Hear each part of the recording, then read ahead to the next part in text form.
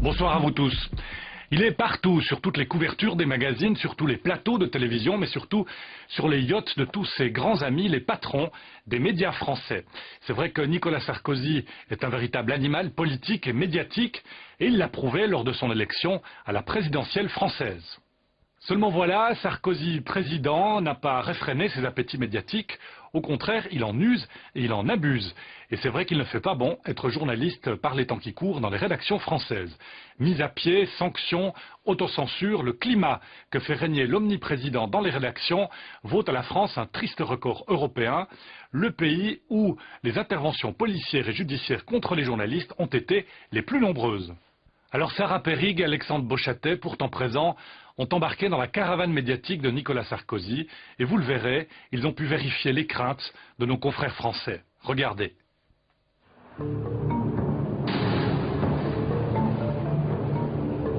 Ce jour-là, nous décidons de nous rendre dans le temple de l'humour radiophonique, dans ces fameux studios du Fou du Roi, cette émission quotidienne de France Inter où presque tous les dérapages sont permis. La liberté d'expression en est le maître mot. Ici, Nicolas Sarkozy en prend régulièrement pour son grade. Et oui Stéphane, j'avais oublié de vous prévenir. Ben oui. Je suis suivi par une équipe de la télévision suisse romande qui réalise un reportage sur les rapports compliqués du président Sarkozy avec les médias. Et vous savez ce qu'ils ont eu le culot de me demander? De faire une chronique hostile à Nicolas Sarkozy exprès pour leur venue. Elle est belle, la fameuse neutralité suisse. C'est pas votre genre en plus. Non, en plus, ces salopards ont osé me demander de dire du mal du président de tous les Français. Les arroseurs arrosés. Mais en réalité, les ch'tis suisses n'ont rien contre Nicolas Sarkozy. C'est aussi ça, la dérision sur France Inter. C'était Didier Porte. En tout cas, le ton est donné. La France entière connaît désormais le but de notre reportage.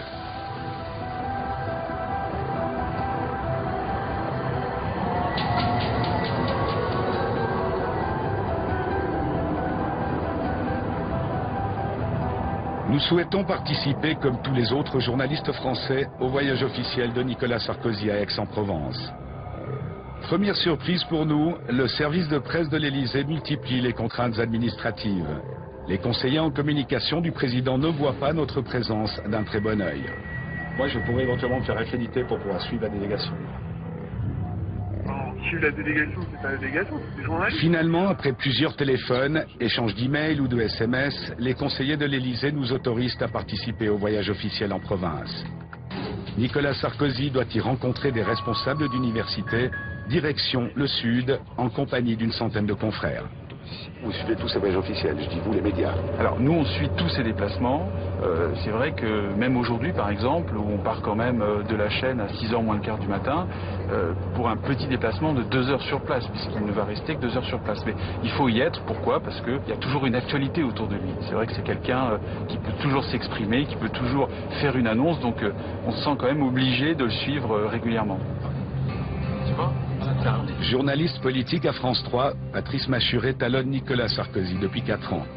Témoin privilégié de l'action politique du président, le journaliste vient de publier L'Enfant terrible, un livre totalement people qui dévoile quelques anecdotes croustillantes sur la vie de Nicolas Sarkozy. Nicolas Sarkozy est un hyperactif, angoissé et sportif. Pour garder la forme, il a un secret bien gardé depuis des années. Plusieurs fois par mois, il consulte un homme qui lui envoie des ondes positives. Ses patients l'appellent le gourou. Quelle réaction ça a suscité à votre connaissance auprès de l'Élysée et du président de la République? Alors, lors d'un off dans son propre avion, il m'a traité de crétin et de honte de la profession, ce qui était plutôt gentil de sa part. Donc évidemment, je pense qu'il n'a pas tellement apprécié certains passages. Mais ça, c'est le jeu et pour l'instant, les relations de travail, en tout cas, continuent. Vous pouvez toujours participer au voyage officiel, aux conférences de presse? Je peux toujours participer au voyage officiel, aux conférences de presse. Bon, maintenant, vous savez, France 3, on n'a jamais été dans l'avion du président. On a toujours été dans la délégation, mais on n'a jamais eu de rapport privilégié. c'est pas plus mal, parce que je pense que finalement, si on peut le comparer à un soleil, il vaut mieux ne pas en être trop proche, pour ne pas se brûler. Et je pense que Nicolas Sarkozy, de toute façon, il faut le suivre à bonne distance. Rester à bonne distance du roi Soleil, les journalistes n'ont pas toujours su le faire. Un précédent voyage de presse en Camargue est resté dans toutes les mémoires. Pour son dernier déplacement de campagne, Nicolas Sarkozy décide d'aller en Camargue. Et c'est vrai que de manière assez maladroite, les journalistes qui le suivent, les journalistes accrédités de la campagne, ont été mis sur une charrette derrière un tracteur, ce qui est absolument terrible comme image. Ça montre une information embedded un peu à l'américaine, on a l'impression de se retrouver en Irak avec les journalistes embarqués dans les camions américains. Donc ça a été, je crois, un coup assez dur porté à la profession, même si personne s'en est rendu compte sur le moment. Retour à notre voyage officiel. 3 ans plus tard, la situation n'a pas vraiment changé. Les journalistes sont même de plus en plus nombreux à suivre le président. À la crainte d'une information mal maîtrisée est venue s'ajouter celle des débordements populaires. Depuis plusieurs mois, les manifestations ont tendance à prendre de l'ampleur. Pour cette raison, les conférences du président sont organisées en dehors des grands centres urbains, de préférence dans des endroits isolés plus facilement sous contrôle. Nos accréditations en poche, nous suivons le mouvement collectif le long d'un parcours quadrillé pour la presse, mais aussi sécurisé pour les officiels par des centaines de policiers.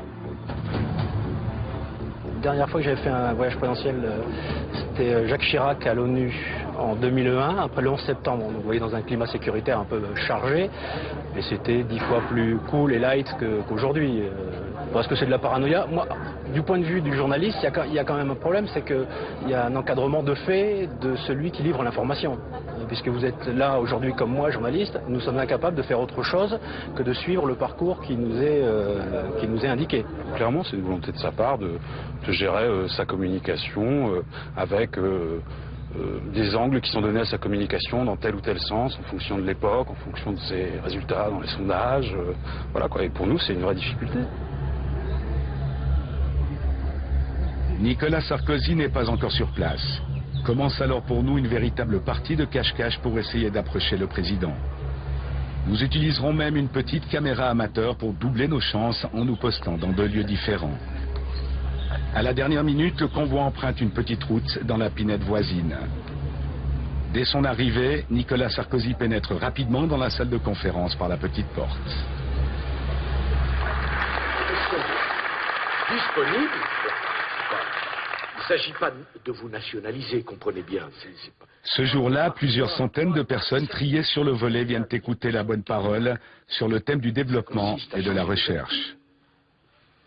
Alors évidemment, c'est beaucoup plus facile de faire un rapport et d'annoncer dans le rapport « Yaka, faut que » de le faire. On l'a fait. Nos universités, il y en a un tiers d'entre elles. Un public totalement acquis, aucun risque de débordement. Près de 200 journalistes sont également présents dans la salle. Ils ne pourront poser aucune question. Aujourd'hui, Nicolas Sarkozy est venu rassurer le monde de la science. Journalistes, circulez, merci d'être venus, il n'y a rien à voir. Tout à l'heure, on a voulu poser une question d'actualité à Nicolas Sarkozy, qui n'avait pas envie. Donc il faut qu'on force un peu, qu'on essaye de se placer à la porte, la dernière porte qu'il va emprunter pour pouvoir essayer à la cantonade de le faire répondre. Mais évidemment aujourd'hui, ce qu'on a senti, c'est qu'il ne voulait pas nous parler. C'est vrai qu'il est aussi en ce moment très fatigué, parfois en colère contre des articles ou des unes d'hebdomadaires. Il faut savoir qu'en France, il fait quasiment la une d'un hebdomadaire chaque semaine, voire la une d'un journal. Donc c'est vrai que tous les articles ne sont pas forcément à sa gloire. Et je ne peux pas vous dire qu'il aime énormément les journalistes en ce moment. Assurément pas, nous l'avons rapidement compris à notre dépens. Nous n'avons aperçu Nicolas Sarkozy qu'à bonne distance. Les journalistes devront finalement se contenter d'un départ en catimini, le défilé des limousines présidentielles dans l'objectif. Dans d'autres circonstances, il arrive au contraire que les journalistes en aient pour leur argent, lorsqu'ils n'en prennent pas carrément pour leur grade. Vous occupez de manière fréquente, si l'on continue la scène médiatique, vous êtes à l'origine de la plupart, sinon la totalité des initiatives gouvernementales. Vous êtes le chef d'État ou le chef de gouvernement du monde démocratique qui détient le plus de pouvoir.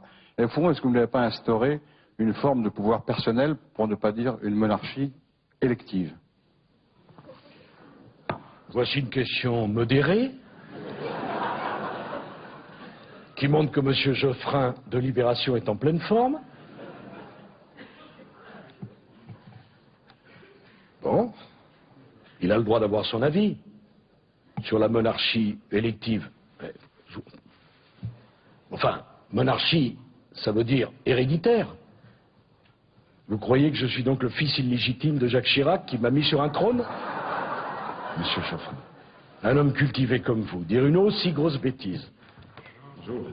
Cette conférence de presse était en effet assez symptomatique des rapports, je dirais, compliqués entre la presse et le pouvoir en France. On a une presse qui est moins une presse d'investigation qu'une presse de révérence. Si un confrère pose une bonne question qui ne plaît pas au monarque, personne ne va le soutenir. Si le monarque tape sur le confrère, les gens vont sourire. C'est une sorte de théâtre de la cruauté télévisuelle, parce que ça donnait le spectacle d'un Nicolas Sarkozy qui, lui, a parfaitement compris le système et donc se joue des journalistes, se joue de leur faiblesse, parce que si les journalistes présents faisaient corps et obligeaient le monarque à répondre aux questions, etc., l'ambiance serait tout à fait différente.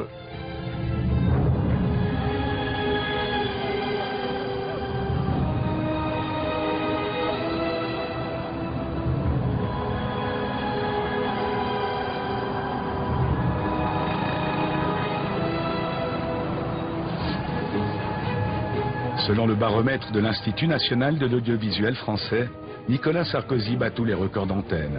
Depuis son élection, le président est 3 fois plus présent sur les chaînes de télévision que ne l'étaient ses prédécesseurs.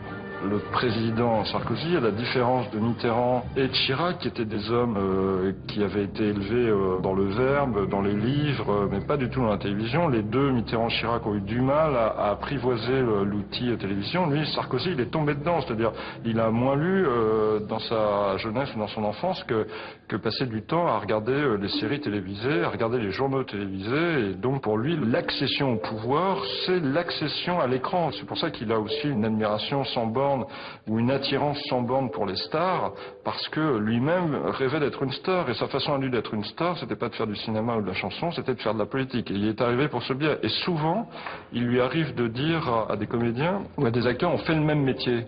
C'est absolument extraordinaire, parce que pour lui, faire le métier de politique, c'est se montrer à la télévision, c'est jouer un rôle, c'est jouer la comédie. On peut imaginer que la politique, c'est tout autre chose que de jouer la comédie, mais pour Sarkozy, c'est jouer la comédie.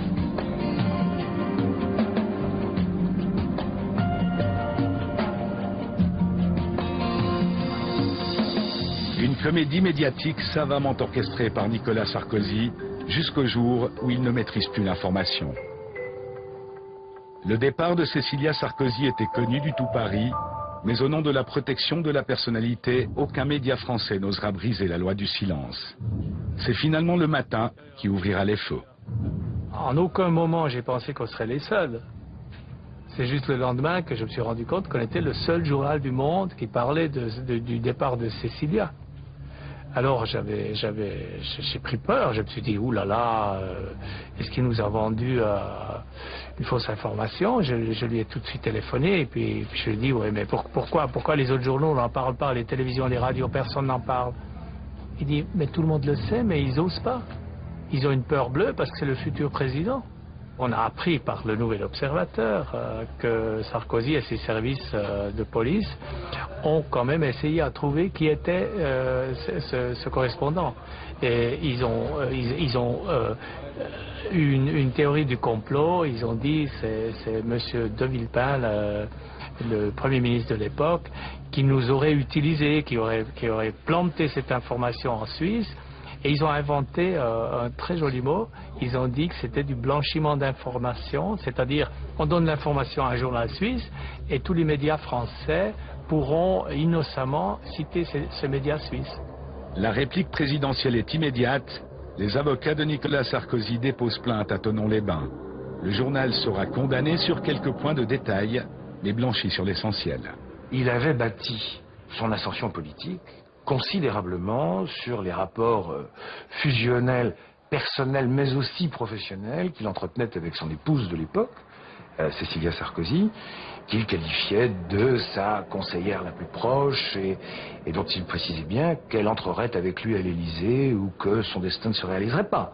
Et le tribunal a mesuré que, ayant utilisé ce levier très fort de la médiatisation d'un couple politique, l'un des composants de ce couple politique ne pouvait pas être totalement à l'abri de l'attention de la presse.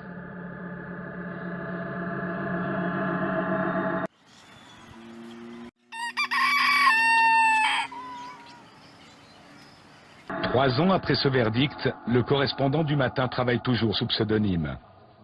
Il ne devrait surtout pas se trahir parce qu'il subirait des conséquences. On a vu avec d'autres journalistes ce qui s'est passé. Il ne va pas se faire tuer comme en Russie, mais il subit des conséquences... sociales ou économiques. Oui, j'en suis certain.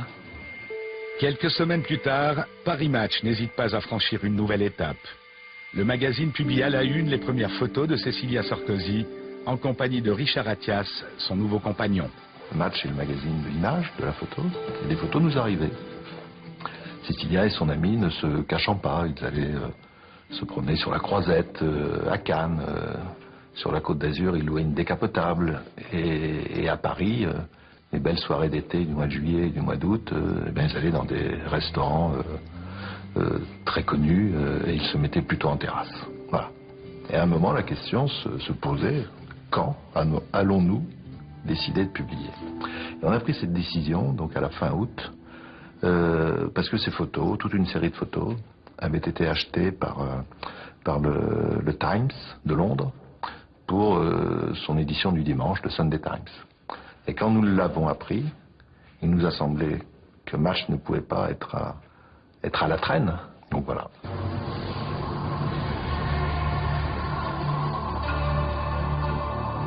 Un crime de lèse-majesté très lourd de conséquences pour le directeur du magazine. La forte amitié qui lie le propriétaire du journal au président de la République n'est sûrement pas étrangère à ce coup de Jarnac. Moi, je pense qu'on ne va pas me virer. Je pense que ce n'est pas l'intérêt de Sarkozy, c'est l'intérêt de personne. Et je suis trop attaché à mon journal, à Paris Match. Et je me dis, si on me vire, c'est tellement mauvais pour Paris Match, ils ne vont pas le faire. Et malgré tout, je suis viré, et j'en suis surpris, mais je comprends. C'est-à-dire le fait de m'avoir viré, d'être allé jusqu'au bout, d'avoir laissé croire que Sarkozy, m'expliquant que surtout il n'avait jamais demandé ma tête, mais le fait que ça arrive quand même, eh bien ça a contribué pour les autres à se dire « Ah, c'est possible ».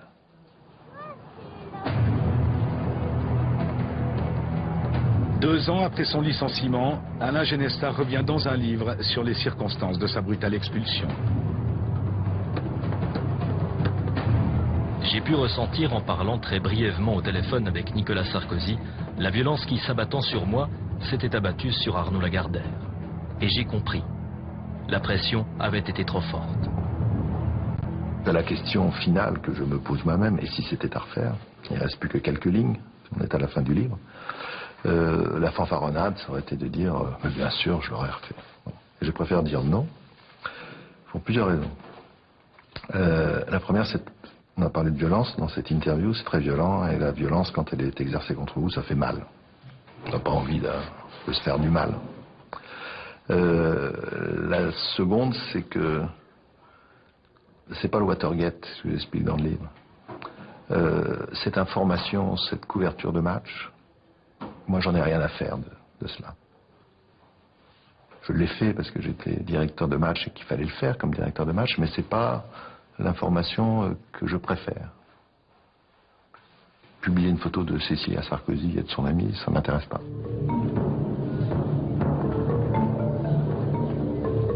Observateur avisé, Daniel Schneiderman s'inquiète de l'influence grandissante exercée par Nicolas Sarkozy. Il est évident, si vous voulez, que ce qui est en train d'arriver en ce moment au président de Radio France, Jean-Paul Cluzel, dont le mandat arrive à renouvellement en mai, et qui va être viré, enfin qui va pas être renouvelé, pardon, va pas être renouvelé. Bon, pourquoi? Non pas parce que ses résultats sont mauvais, ses résultats sont excellents. Mais il ne va pas être renouvelé parce qu'il y a, à 8h-5, le matin, entre 8h-5 et 8h-2, il y a un humoriste dont le ton déplaît à M. Nicolas Sarkozy. Et pour ça, le PDG de Radio France ne va pas être renouvelé. Et il le dit. Et tout ça se passe au grand jour. France Inter. La chronique de Stéphane Guillon va déchaîner les passions. Détail plutôt cocasse, le sketch ce jour-là égratignait une figure politique socialiste. Dans quelques minutes, Dominique Strauss-Kahn va pénétrer dans ce studio. C'est la première fois qu'il revient en France depuis son aventure avec une jeune Hongroise à lunettes, Piros Kanadji, responsable de la photocopieuse OF&B. Le sketch de Stéphane Guillon devient emblématique quasiment de la liberté d'expression, alors que c'est plutôt un sketch pas très politique, où il se fout de la gueule du côté d'un trait de caractère de Dominique Strauss-Kahn. Quand on voit que Stéphane Guillon est évoqué directement dans des conversations à ce niveau-là, c'est à la fois cocasse. Ça fout un peu les jetons, parce qu'on se dit que d'abord, est-ce qu'ils ont que ça à foutre de s'occuper d'humour en ce moment? Il y a quand même du boulot. Et puis malgré tout, c'est une forme de pression. Peut-être que c'est qu'un prétexte pour se débarrasser d'un patron et en mettre un autre à la place. Monsieur le Président, sauf votre respect, peut-on vraiment faire une bonne interview avec un ami? Écoutez Stéphane, je crois pas que nous soyons amis, vous et moi, loin de là. Vous m'interviewez, je vous réponds. On me dit, faut pas aller chez El Kabbach, faut aller chez Domoran. Mais entre un ami qui vous invite à une discussion cordiale et un diplômé de sciences politiques mal dégrossi qui vous pose 15 fois la même question, sous prétexte qu'il n'a pas eu sa réponse, vous allez chez qui? Moi, je suis comme tous les Français, au petit déjeuner, j'aime pas qu'on m'emmerde. Le problème de Sarkozy, c'est qu'il est très transgressif et donc il a contribué à désacraliser la fonction. Hein. C'est vrai que quand on interpelle un électeur de base en lui disant « casse-toi pauvre con », par rapport à la stature gaulienne de la présidence de la République en France, ça crée un choc. Et c'est vrai que pour nous, c'est finalement une voie ouverte à aller plus loin. Après la radio, France Télévisions est à son tour dans la ligne de mire. Nicolas Sarkozy vient de supprimer la publicité des écrans et il possède les pleins pouvoirs pour désigner les futurs patrons des chaînes publiques. La star du 20h de France 2 craint désormais les rapports de force.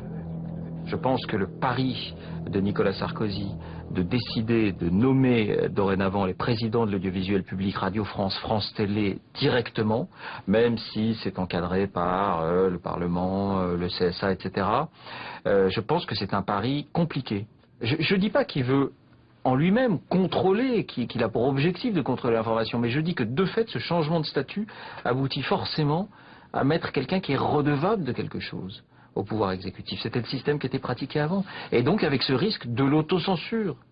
Parce que le président de l'audiovisuel public a autorité sur le directeur de la rédaction qui a autorité sur les journalistes. Je dis c'est un risque. Oui, en France, on n'a jamais eu un président aussi près de la télévision et des responsables de la télévision. C'est un problème de génération. Et quand on regarde de plus près comment se sont construits ces réseaux, on s'aperçoit que ça a commencé très tôt, qu'il avait vraiment un dessein. Donc dès les années 80, dans la ville de Neuilly, où il était un tout jeune maire, il devait avoir 24 ou 25 ans, il a créé une association qui s'appelait Neuilly Communication. Et quand on regarde quels étaient les membres de cette association, ce sont les mêmes qui aujourd'hui ont les clés de l'ensemble de l'audiovisuel privé. Ce qu'il faut savoir, c'est que ce sont les mêmes qui sont aussi propriétaires de grandes entreprises, qui ont des relations très étroites avec l'État. Qu'il s'agisse de Lagardère, qui est aussi un marchand d'armes, et qu'il s'agisse de Bouygues, qui aujourd'hui est présent dans le nucléaire. Donc tout ça est quand même très inquiétant quant au pluralisme, quant au conflit d'intérêts, et donc quant à la démocratie. Madame, Monsieur, bonsoir. Monsieur le Président, bonsoir. Bonsoir, merci de m'avoir invité. Merci d'avoir accepté notre invitation. C'est la deuxième fois dans l'histoire de la Ve République qu'un président en exercice se rend dans les studios d'une chaîne de télévision. Ça prouve que j'apprécie France Télévisions en général et France 3 en particulier. Merci beaucoup. Il est clair que le chef de l'État aujourd'hui a un rapport avec la presse qui est beaucoup plus proche et beaucoup plus direct que ça ne pouvait l'être avec ses prédécesseurs. Et peut-être qu'effectivement, ça incite à l'autocensure certains confrères. Bon, c'est vrai qu'on fait beaucoup plus attention, mais à la limite, peut-être qu'on fait mieux notre métier aussi en faisant attention.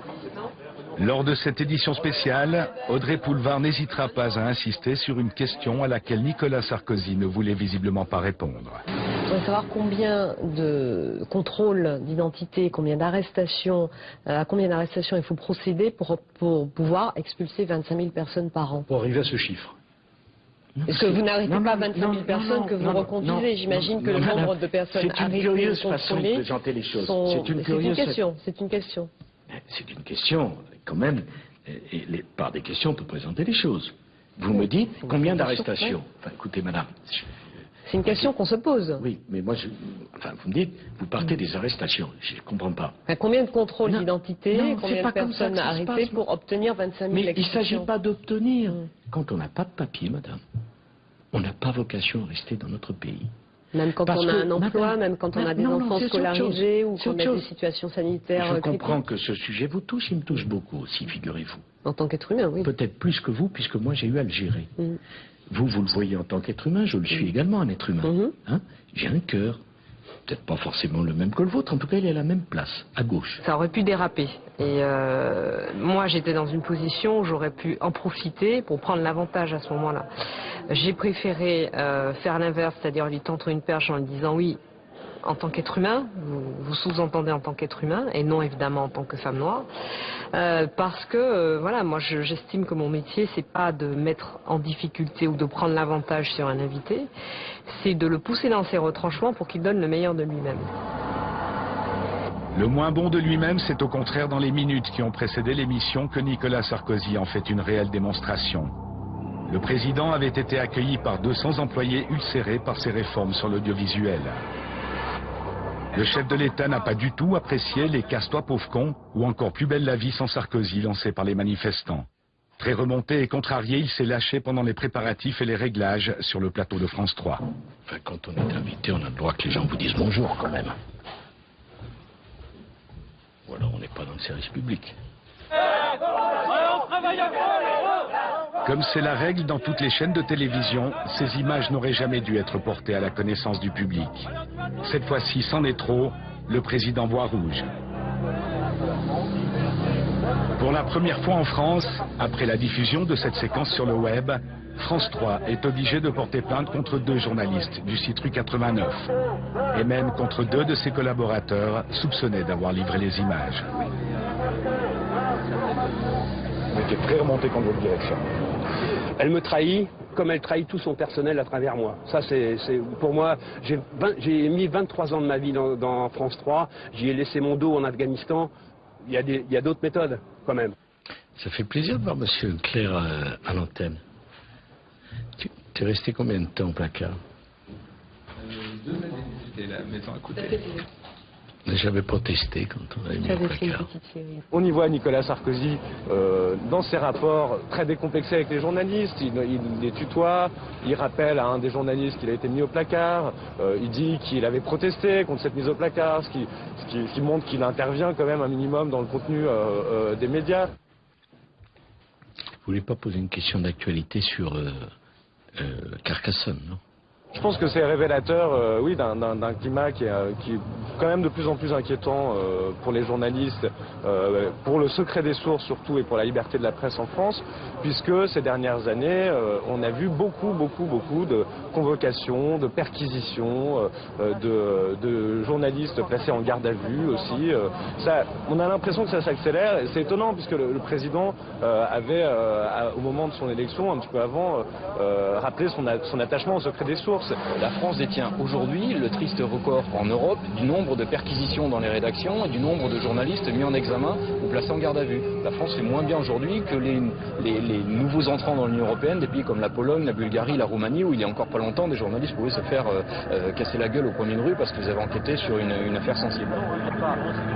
Finalement, face au soutien du monde médiatique et à l'ampleur que prend cette affaire, les 4 journalistes seront relâchés le jour même. À trop vouloir étreindre le roi, de nombreux journalistes se sont fourvoyés. Mais à trop vouloir rapprocher le soleil, le roi lui-même a peut-être fini par brûler ses propres ailes.